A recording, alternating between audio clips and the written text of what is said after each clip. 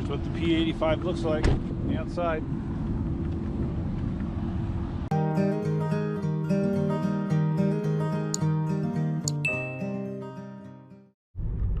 Good morning, Duff here. It's bright and early.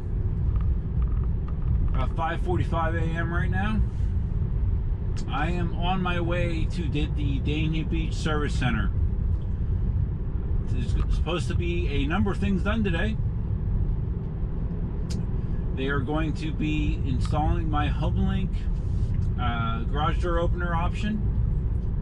They're supposed to be straightening my slightly tilted left steering wheel. And supposedly they're also going to be taking care of the paint run in the back, now believe it or not. Left onto Oil Well Road. Yeah, they're supposed to be taking care of the paint, which if you've seen my prior videos, that was not the plan. Supposedly they were going to be paying for me to have that done over here on the West Coast. Once I got the estimate, I don't know how much the estimate was. Maybe it was pricey, but the service center indicated that they would like to try to fix it instead.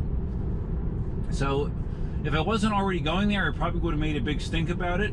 But since I already had an appointment, I said, okay, fine, you guys can try to fix it. So should be interesting. We'll see how it goes. I'm already bracing myself for potential conflict. I was just thinking to myself, this might be the second time I've driven this car at night. I haven't really had much full nighttime driving with the Tesla. I noticed that the auto headlight feature, or auto high beam feature, was turned on, which I immediately turned off because it flicked itself on when it was behind other vehicles, which I normally wouldn't do. So I am manually controlling my high beams myself. Not that it's a very big deal. So for this trip, I did charge the car up to 99%. Shows us down to 97 already. That's something I've noticed is even with my daily driving, it loses 2 percentage points within a couple miles, and I guess maybe that's because of the the HVAC system turning on. But that's a pretty consistent behavior. According to, let's see, I'm not going to navigate in Autopilot right now. It says, according to this, that I should have 47% battery by the time I get over there. So I don't know if they're going to charge it for me at the service center at all. If not, I might have my first experience at a supercharger. We'll see. If they do not charge it, I plan to try to find a supercharger and gas up there. I wonder if someone can tell me, and I know it's not going to be very visible on the GoPro, but I've noticed shortly after you start driving, the power indicator up here that shows if you're doing regen or drawing power.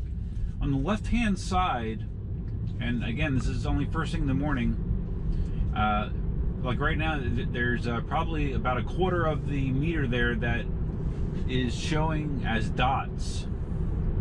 And I wasn't sure what those dots actually mean. Because it goes away later. It goes away later. There goes a jackass.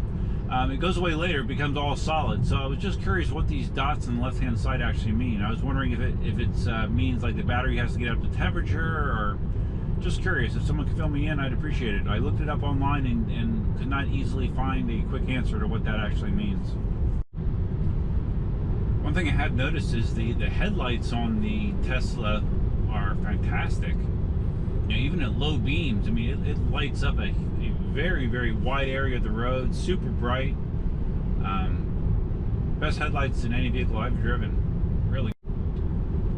This is interesting. I was going to just throw the autopilot on for a little bit, and can't do it.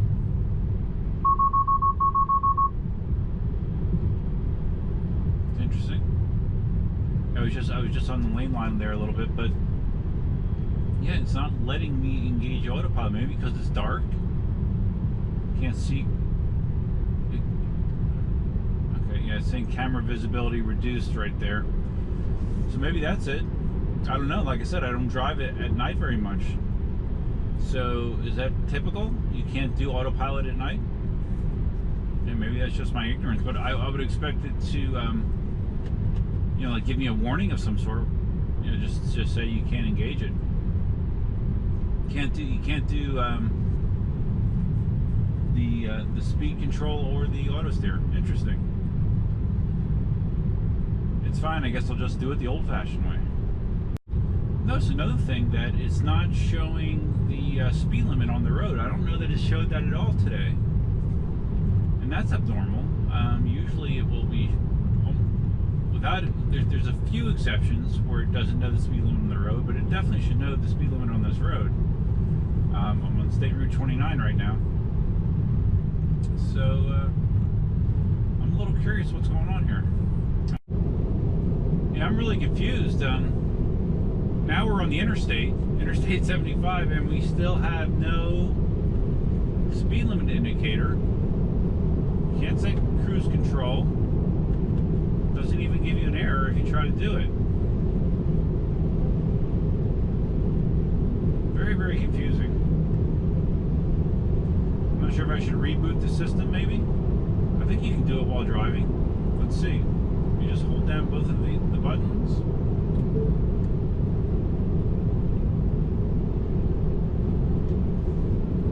Alright, I just rebooted the screen.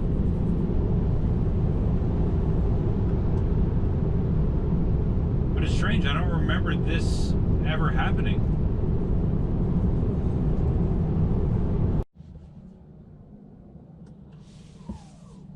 Alright, so okay, now that I put it in park, I didn't have a speed limit. Now that I put it in park, I do. Huh. Very weird. Okay, let's put it in drive. Let's pull back out on the road. Let's use Tesla acceleration to get going. Yeah, like huh. That's so weird. So when I rebooted the screen, it still looked the same. But now, once I put it in park and put it back in drive, now I have the display, I would assume, and now I can probably do Autopilot. Yeah. Now it's working. Not sure. Feel free to leave your comments below. Maybe I'm not understanding something, but that just seemed like some very strange behavior to me. Okay, now I do have Navigate on Autopilot engaged as well. With Navigate on Autopilot set up, like if you had an exit coming off the highway, it would actually take that exit for you. It also will suggest lane changes, automatic lane changes. It will suggest them, but it will not perform them, at least in my experience, without you confirming it by activating the turn signal. So, let's see how it goes. And just a brief demonstration of lane changing when you're on Autopilot or Navigate with Autopilot. You turn on your turn signal. It checks to make sure that the lane's clear, gets you over, turns off the turn signal, and you are in your new lane. Works pretty reliably, at least in my experience. Now that there's a little bit more light, you can notice that I have ditched the big bulky sunglass holder that I bought last week, and Cindy actually ordered me this much smaller slimline model that does the job. Not nearly as obtrusive. So I think it costs like $7 or $8 on Amazon. Not bad. Alright, so we are getting closer to the East Coast now. It says I have about 20 minutes to go, 24 minutes. And my battery is at 54%. So I thought it was interesting, you know, when I do my daily commute back and forth to work, my average speed, it varies from like 45 to a top of maybe 60 miles an hour. And pretty consistently on that commute, my average watt hour per mile is right around 200. Sometimes it's even lower than 200. But when you are going an average of 75 to 77 miles an hour across Alligator Alley, that is not the case. Like if you look at my last 30 miles, my average watt hour per mile is 290. So much higher than what I'm doing on my commute because I'm carrying much higher speeds. So yeah, speed is definitely inversely proportional to range. The faster you go, the shorter you're going to go. So should be interesting. See what kind of number I have when I get there. According to navigation, I should have 44%. It did originally predict 47%. Now it's saying 44%. Maybe because I was going a little bit faster than it thought I would go. Alright, so we now are getting into typical East Coast Florida traffic. You know, we're approaching rush hour, so I took it out of autopilot, out of auto steer, and just doing it manually. It would probably do fine, but I'm going to steer the ship for now. Alright, now we are in heavier traffic, stop and go shit. We're going to let autopilot handle that. It does a very good job in this situation. Autopilot doesn't get nearly as frustrated as I do. So when I went to pick up the car, I was kind of surprised by the road that you take to get back there to the Dania Beach Tesla service center / store. It's kind of like a not very modern industrial park area. Road's pretty shitty, but yeah, we are here. I think we make a left turn down here at the end of the street. In 500 feet, turn left. And that's it. And it'll be interesting to see how the day goes.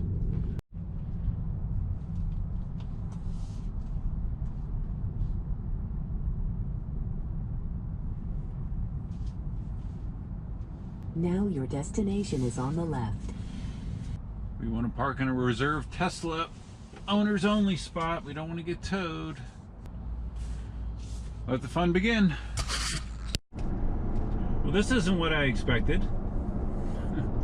I'm now behind the wheel of a Model S Signature Series, driving it back to Naples. There was no communication to me as far as time expectation with this. So when I arrived, they said, "Okay, here's the keys to the rental car." I'm In like, 1,000 feet. So I'm like, "Oh, okay." I didn't realize that. And they said, "Yeah, with to do the paint correction, it's going to require going to a body shop, and it's going to be at least a couple days." Now take exit 24 on the right. All right, so anyways, yeah. Here I am in a very expensive Model S loaner car, which is kind of cool. Now, I mean, the bad news part of this is obviously this means I need to drive back and forth across the state another time, which again is something that you would expect to be communicated to you, but it was not. So, but the bottom line is that I want everything to get fixed, and if this is the way it needs to get fixed, that's fine, I guess. Just got to deal with it. In 1 mile. And let's see, I need to make sure I can get right.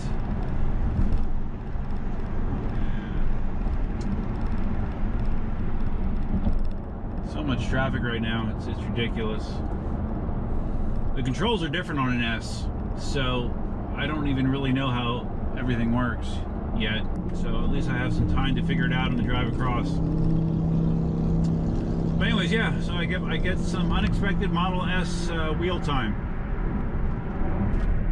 I'll fill you in as I learn and explore.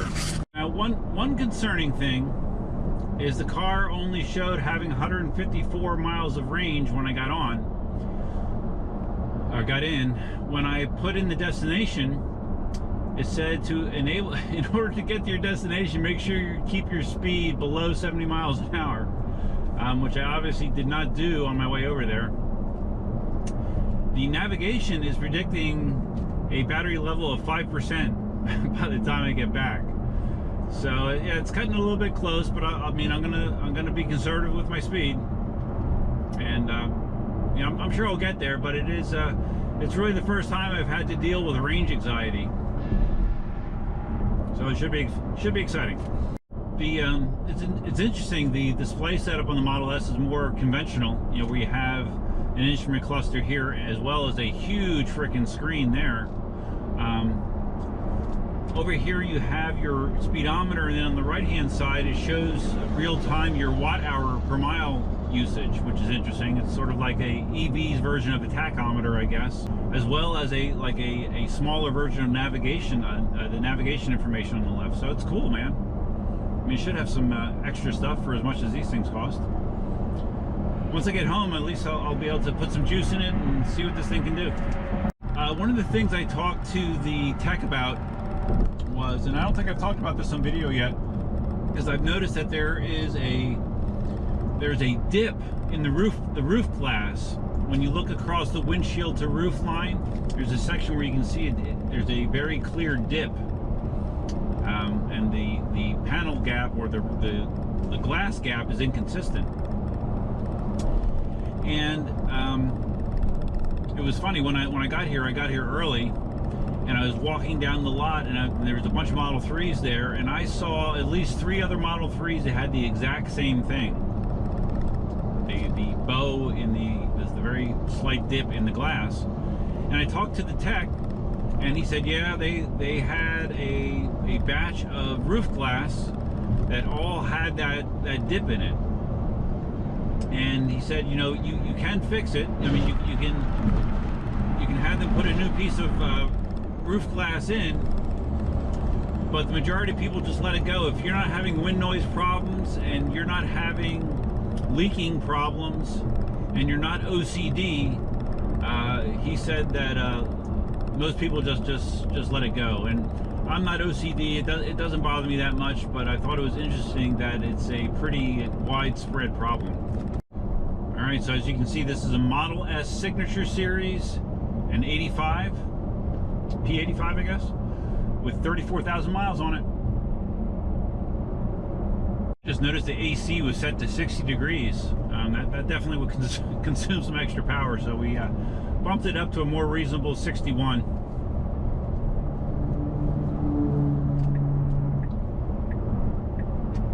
Also, the Model S has conventional vents. It doesn't have that high-tech single vent system that the Model 3 does.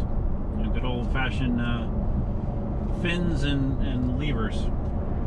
And I have to say, I do like, you know, when you have the premium interior, or the premium connectivity, and you get the enhanced Google Maps. I definitely like that. I'm looking forward to the day that they make that available to all Model 3 owners.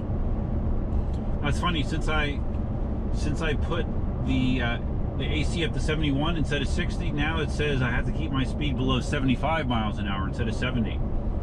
So I guess it was factoring in the HVAC usage in that calculation. Although it does still say that I would only have 5%. Oh, okay, now it says 6% by the time I arrive home. I don't even know that this thing has Autopilot. The stalks are definitely different. I guess I'll give it a try once I don't have to change lanes at all. But I don't know that it has Autopilot. Yeah, I don't think this has Autopilot. It looks like it has conventional cruise here on this stalk on the left. It's conventional cruise control, which I have engaged right now. But, you know, double down on this stalk does not engage Autopilot. I don't see a way to engage it over here either. So I think there may not be Autopilot on this, although there is cruise. I'm curious if it's adaptive cruise. I guess I'll find out eventually, huh? So one good thing about this scenario is, you know, I was fully planning to just kind of have to spend my entire day over here on the East Coast, and at least I get to go home now and you know, get some shit done. I'm off until Tuesday, so as always, I have lots of fun projects swirling around in my head, so I'll get a head start on that. And like I said, I got to experience driving a P85 Signature Series Model S too, so bonus, right? Not a lot of people get to do this. As far as the the driving sensation, driving this compared to, you can definitely feel that the, I'm sorry, compared to the Model 3, you can definitely feel, you know, the substantial size difference with the Model S. It feels like a bigger car, feels more substantial. I've noticed when you let go of the pedal, that the regen is not as strong as I'm accustomed to with the Model 3. It doesn't seem to decelerate you quite as hard as the Model 3 does with the stock regeneration settings. But yeah, so far I'm liking it. Very nice set of wheels. I also noticed that the wireless, the cellular wireless in the car, instead of being LTE like a Model 3, it's only 3G service. Surprising, huh? I'm not sure how old this is. Not sure what. Does it say what year this thing is? Let's see. It does not. It does not say the model year. Testing out the streaming music. Works well. Another perk of the premium connectivity package. I find myself hitting the cruise control stalk to change lanes instead of the there's a secondary stalk down here where you actually do the turn signals. Yeah, cruise control definitely oops, going faster than I want to be going here. Let's back this down. I had the cruise set to 69 just to make sure I'm good. Let's go 69. Bam. Okay, there we go. Just to make sure that I make it. My estimated battery life has improved to 9% once I get home, so I think I'll make it. Oops. Oh wait, no, I don't want to go there. Okay. I thought that was a rest area. Because I'm going to need to make a bathroom break. It looks like that would have had bathrooms though, damn it. Shit. Oh, maybe not. Maybe it's just a rest area on that side. I'm not sure. Huh. Alright, well, either way, continuing on. Yes, Model S is very nice, but I do definitely appreciate some of the things that I get in the Model 3. You know, the fact that it has the adaptive cruise control, auto steer, autopilot, navigate on autopilot, all that kind of stuff. This car does not have. Ergonomically too, I think I actually prefer, you know, the way the Model 3 is laid out. Like for example, there's no easy place to throw your phone. You just gotta kind of throw it there, or lay it on the floor, or throw it on the seat. Your field of vision on the Model 3 is bigger as well. Yeah, this is a much more a conventional car layout, you know, in multiple ways. You know, which isn't a terrible thing, but it definitely is not as unique as the Model 3 is. 90 miles of range left. I'm not sure what the range capacity is. The range capacity of this car is. I'm assuming based on that graphic there that it's 300 plus. Alright, I did come up to another rest area for a quick bathroom break. Seems like it's a good time for that. And we'll get you a glimpse of what the outside of this thing looks like. Alright, here's what the P85 looks like on the outside.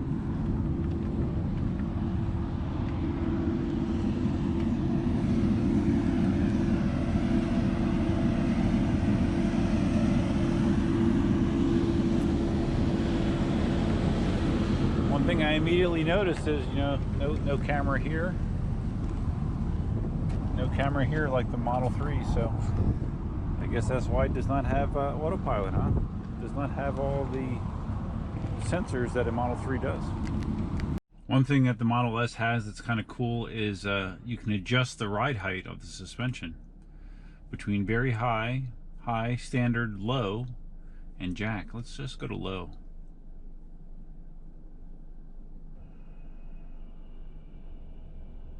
Oh wow, yeah, that's kind of crazy. You can feel it. All right, let's go to very high.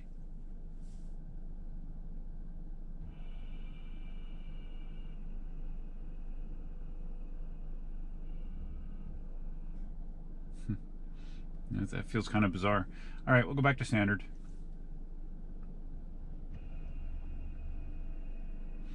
Oh, and there's an automatic lowering option where it can adjust your height based on the speed that you're going. That's kind of interesting. Yeah, I just parked here for a second. I was just hoping I could maybe connect my phone to the car via Bluetooth, but it's in guest mode, so maybe you're not allowed to do that while you're in guest mode. So, not a huge deal. Okay, just got off the interstate. Now we are back on State Route 29. Battery is showing 57 miles of range. It actually has gone to the yellow indication. I've never seen the battery go yellow in my Tesla. But we have, according to navigation, 26 miles to go. So we're gonna make it. Back on Royal Well Road. It's interesting. I'm down to 43 miles of range, and a screen just popped up saying that you're almost too far away to make it to the next charging location. Because it only knows about the superchargers and other chargers in the area. So it just popped up a map of the nearest chargers. So it's nice to know that Tesla doesn't want you to get stranded by the side of the road. All right, I made it. Now we just need to make sure it fits in the garage and that I can get it charging. All right, let's see. Does the same charger work, I hope? Makes a very reassuring click, and we got the green. All right, nice. Let's see, starting to charge.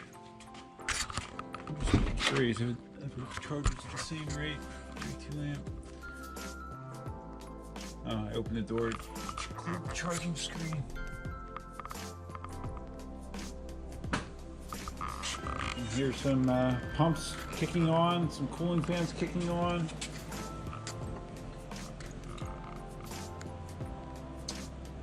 It's going at 32 amps. And recharging at approximately 22 miles per hour, it says. And I have a feeling that will increase.